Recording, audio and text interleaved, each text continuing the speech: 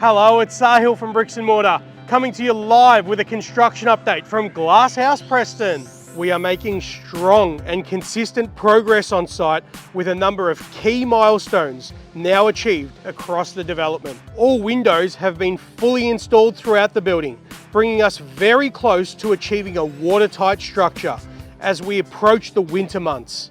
This is a significant step forward and allows internal works to continue efficiently regardless of weather conditions.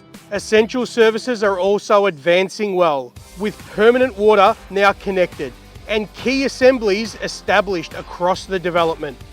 In the basement, the fire system has been installed, while the fire sprinkler rough-in has been completed throughout the entire building, marking an important stage in the building's safety infrastructure.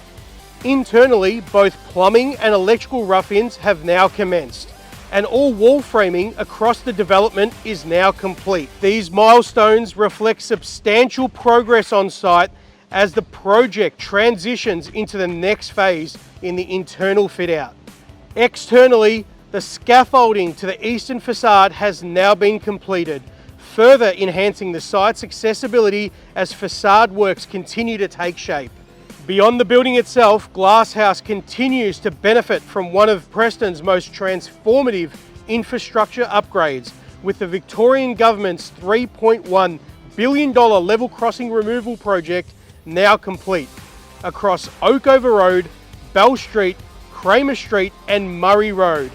This has significantly improved connectivity and accessibility throughout the area.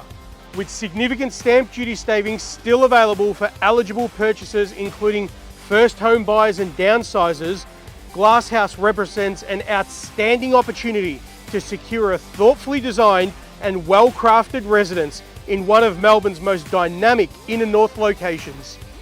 I look forward to sharing our next update with you at the end of Q3 2026.